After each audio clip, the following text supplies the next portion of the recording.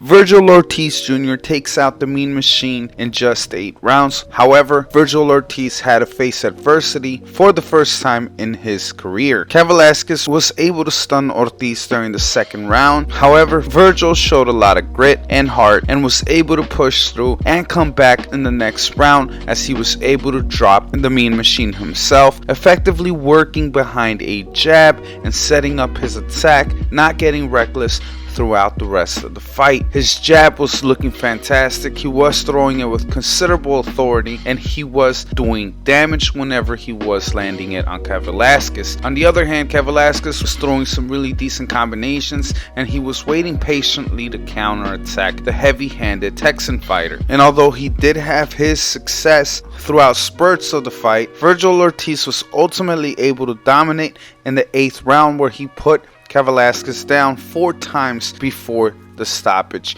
came. During the post-fight interview, Mannix tried to stir the pot. However, I think Vergil Ortiz is right. Vergil and Crawford are 2 completely different fighters, so their methods and ways to approach a fight are completely different in themselves. And I think that Vergil Ortiz, definitely a star in the making as we speak. He's doing everything he needs to do. He has 18 wins with 18 knockouts. The kid is a hard puncher. He was able to show his heart and guts through adversity. He also displayed his adjustments. He was able to stay educated behind the jab, work efficiently, operate at a different level other than just seek and destroy. Does he have the tightest guard? Absolutely not. He still gets hit. He isn't a defensive first type of fighter, but he seems to know how to operate under pressure. What seems to be one of his detriments potentially is also one of his strengths, and that's his heart. When he got hurt, he wasn't trying to hold on for dear life and, stall the time.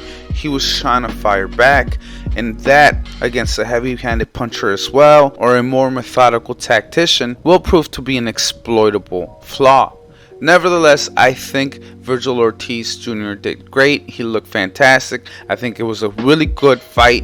I think it was really entertaining. That's what people are looking for. He was able to answer a lot of questions we had for him. He was able to let us know that he continues to land heavy-handed punches throughout the entirety of the fight. He was able to show us how he responds to adversity by fighting back, and he was also able to show adjustment. And those are all very good indicators as to where his career could potentially be headed towards, and I'm definitely excited to see how it develops. Nevertheless, I want to see both fighters back in the ring as soon as possible, and I can't wait to see how Vergil Ortiz continues to climb through the ranks. Let me know what you guys think. Who do you want to see Vergil Ortiz Jr. fight next? Is he ready for a Terrence Crawford? And if he is, who wins that fight? And if not, who do you think he needs to face off against before he's prepared for such a daunting task? Like always, like, comment, subscribe, and click on that notification bell so you can stay up to date on my latest drops. Like always, this is Shay at KMB,